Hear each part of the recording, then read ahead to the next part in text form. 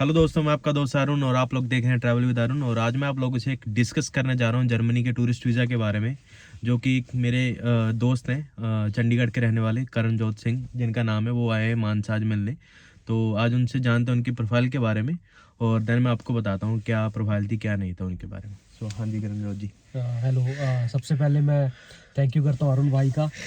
Because of him मैंने जो मेरा वीज़ा है वो मेरे को मिला है। एक्चुअली क्या था कि मैंने जब आज से 3 महीने पहले सितंबर में मैंने अपनी फ़ाइल जब अप्लाई की किसी चंडीगढ़ के एजेंट के थ्रू ही, तो मैं उसका नाम भी ले सकता हूँ बट नहीं लेंगे हम। बिल्कुल नाम नहीं, चलो ठीक और है। उसने एक्चुअली उसने मेरे से डॉक्यूमेंट मांगे, मैंने सारे उसको दिए जो भी उसने मेरे से मांगा। और उसके बाद एक्चुअली मेरे किसी फ्रेंड ने मुझे स्पॉन्सर किया था जर्मनी से टूरिस्ट वीज़ा के लिए।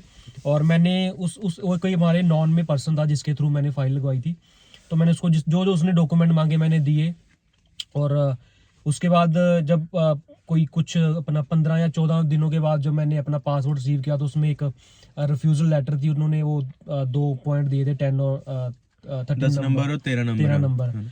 तो उसके बाद मैं थोड़ा सा होते हैं कि यार है ना, बंदा अपनी इच्छा के लिए अपने प्लान होते हैं कुछ कि वहां जाके क्या करेंगे ये करेंगे।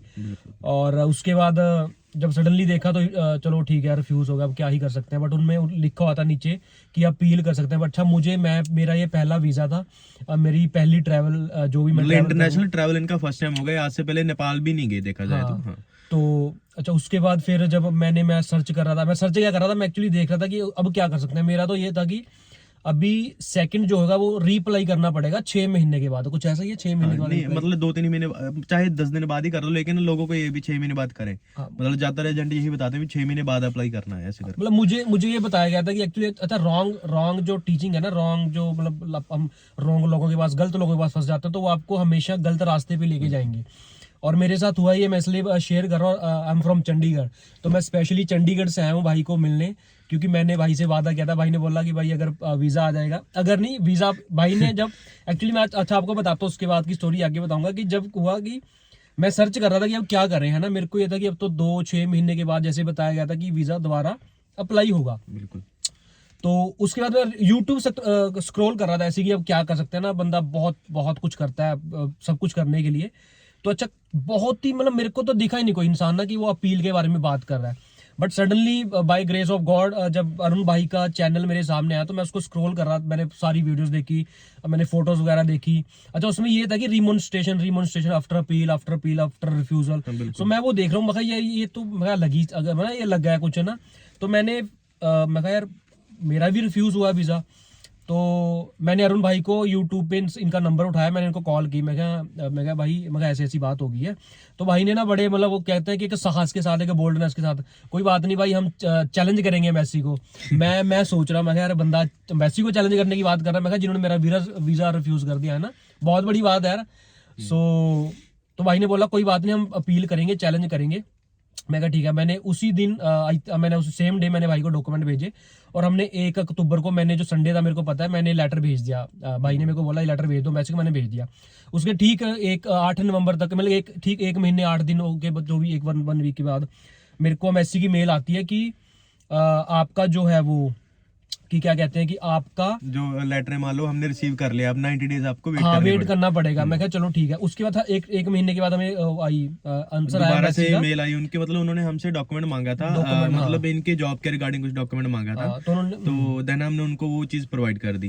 तो फिर हमने उनको वो डॉक्यूमेंट पीडीएफ के द्वारा भेजे।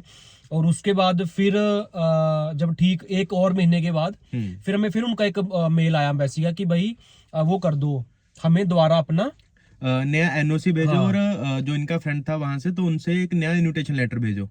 तो इन्होंने अपने दोस्त से नया इन्विटेशन लेटर, मतलब वो जस्ट एक लिख कर, एक पेपर के ऊपर लिख कर उनसे और उनके साइन करवा के जस्ट वो हमने उनसे एक डॉक्यूमेंट मंगा लिया और इनका नया एनओसी यहाँ से बना लिया हमने। और मैं एक फनी बात है वो बताना चाहता हूँ कि मेरे को लग रहा है जितना मैंने अरुण भाई को तंग किया ना, मेरे को नहीं लगता किसी ने किया होगा। क्यों अरुण भाई मैंने इनको बार बार भाई कब आ रहा है मेल, कब आ रही है भाई, वेट वेट जैसे ना, मैं आपको चैट भी दिखा सकता हूँ, बहुत लंबी है।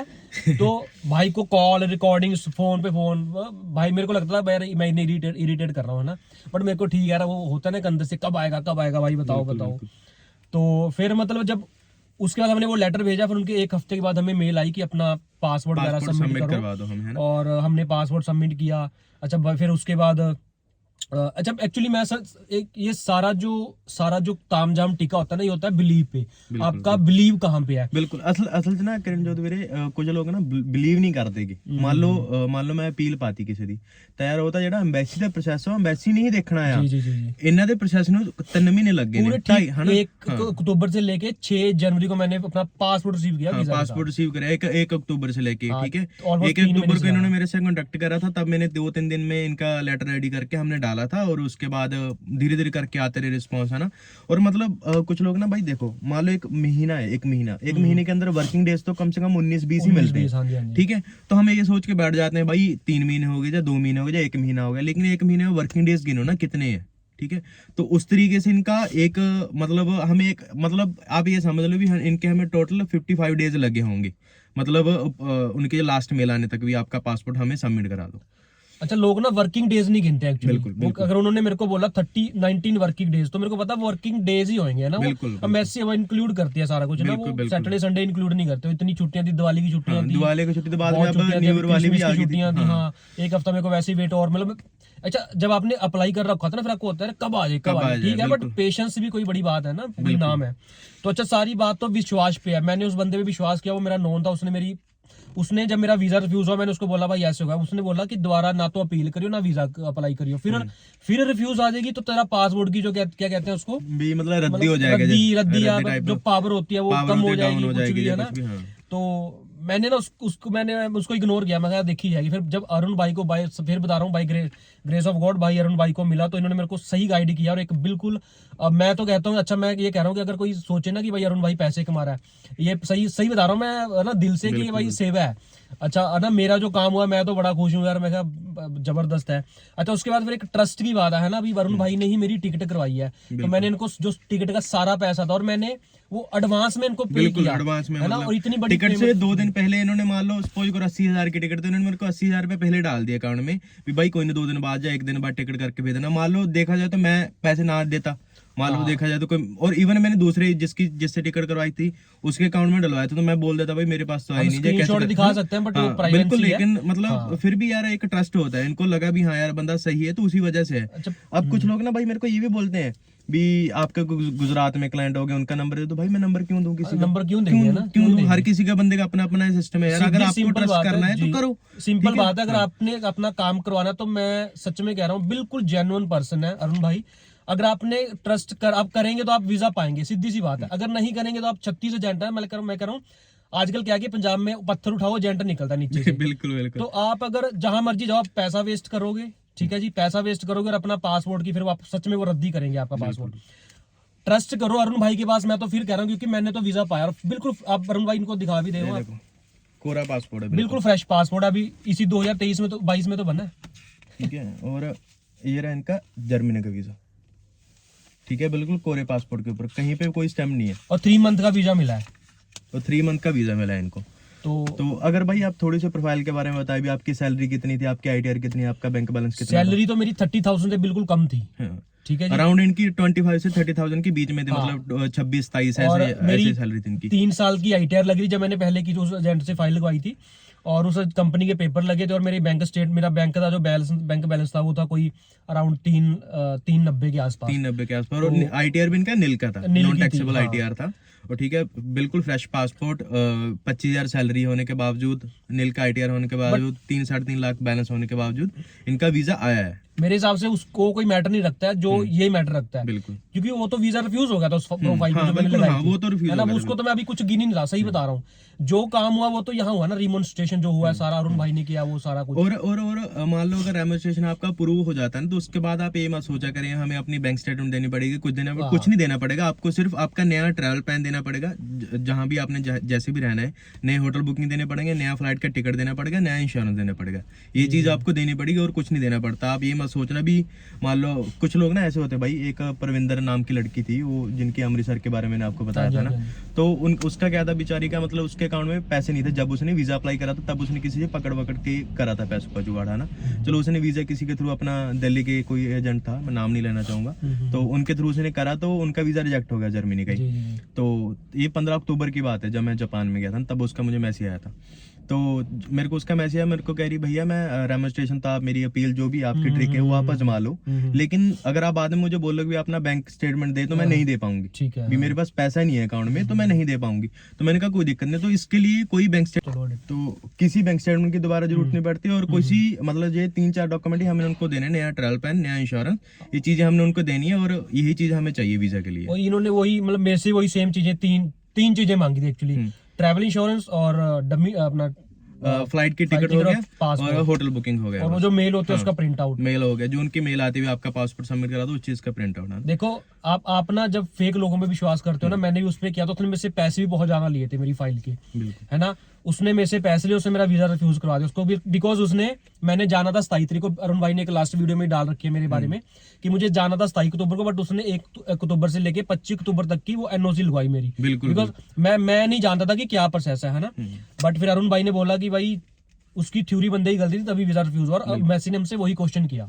मतलब इनके एजेंट ने पता क्या करा था, एक बार दोबारा बता देता हूँ। इनके हमने जो इन्होंने फर्स्ट टाइम में वीजा अप्लाई करा था, वो करा था 83 डेज के लिए वीजा अप्लाई करा था इन्होंने, जर्मनी एम्बेसी से 83 डेज के लिए वीजा मांगा था। लेकिन जिनसे इन्होंने फाइल लगवाई थी उसने क्या करा, एनओसी पे सिर्फ 25 दिन के लिए मांगी एम्प्लॉयर से, मतलब एनओसी सिर्फ 25 दिन की दे रहे हैं और वीजा हम उनसे 83 डेज का मांग रहे हैं, तो कैसे बात मतलब वेरीफाई हो पाएगी। तो बाद में जब हमने एम्बेसी को मेल डाली, तो एम्बेसी ने हमें यही रिप्लाई करा, तो भी आप मांग तो हमसे 83 डेज का वीजा रहे हो, लेकिन आप एनओसी हमें सिर्फ 25 दिन का दे रहे हो, तो उस चीज का कोई रिप्लाई करो। तो फिर हमने उसको अच्छे से लिख कर भेजा, भी ये रीजन था, ऐसे करके उनको अच्छे से बताया। तो उसके बाद धीरे धीरे करके फिर उन्होंने नेक्स्ट स्टेप हमसे एनओसी मांगी थी, मतलब 2 मेल आई हैं हमें, ठीक है। पहले उन्होंने ये रीजन पूछा भी आपने एनओसी गलत क्यों दी थी, तो उस चीज का हमने रिप्लाई करा, देन उसके बाद उन्होंने फिर हमसे एनओसी मांगी, तो एनओसी के बाद उन्होंने हमें मेल डाली, आपका पासपोर्ट सबमिट करा दो, ये प्रोसेस था। बाकी सबसे मतलब एक बात है कि यार देखो सारी बात फिर ट्रस्ट पे आके खत्म हो रही है, और अरुण भाई को कोई पैसे मतलब ये इसको मैं कहूंगा कि सेवा कर रहे हैं भाई। अगर आप इनकी बदौलत, आप इन पे एक बार ट्रस्ट करके देखो, आप इनकी बदौलत वीजा पालोगे तो आपको और क्या चाहिए, है ना। और भाई को ये नहीं बोलता कि मुझे 2 लाख दो, 80 लाख 80,000 दो, ये कोई ऐसा कुछ नहीं है, बिल्कुल जेन्युइन फीस है और बिल्कुल जेन्युइन पर्सन। जब भी आप कॉल करोगे, आपकी कॉल ऐसा नहीं है कि अगर बिजी भी चल रही होगी, मैंने तो जितनी बार कॉल किया बिजी अगर हो तो मेरे को उसी टाइम मेरी कॉल पिक करते हैं, नहीं तो कॉल बैक जरूर आती है।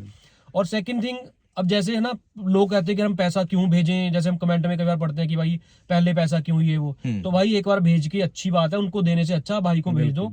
और भाई कोई ऐसा कोई वो फ्रॉड नहीं है कि भाई कहीं भाग देंगे। मैंने भाई अपना सारा पैसा भाई यार अभी जो भाई है ना, मान लो पहले तो हम इनको बस स्टैंड से मैं लेके आया हूँ, तो उसके बाद हम मतलब घर पे आए हैं, तो इन्होंने सबको देखा ही है घर बार भी कैसा है कैसा नहीं है। तो और मैं स्पेशल 5 घंटे का सफर, आप देख लेना, चंडीगढ़ से मानसा 5 घंटे का सफर करके यहाँ पे आया हूँ, बिकॉज अरुण भाई ने फर्स्ट डे मेरे को बोला था भाई अब वीजा आ जाएगा तो ग्रैंड पार्टी आपसे लेनी है, अब मानसा आप आओगे। तो मैंने उस दिन प्रॉमिस किया था भाई जिस दिन वीजा आगा पक्का प्रॉमिस आऊंगा। तो भाई वीजा अभी 6 को आया था, बट मैं अभी ना ठंड तो आज मैं टाइम मिला, 2-3 दिन ही हुए बस। 6 तारीख को वीजा। तो जुबान की बात है ना, अरुण भाई ने जुबान की, उन्होंने इनकी जुबान बिल्कुल चैलेंज था, वो बिल्कुल परफेक्ट थी, वो बिल्कुल सच्चाई थी।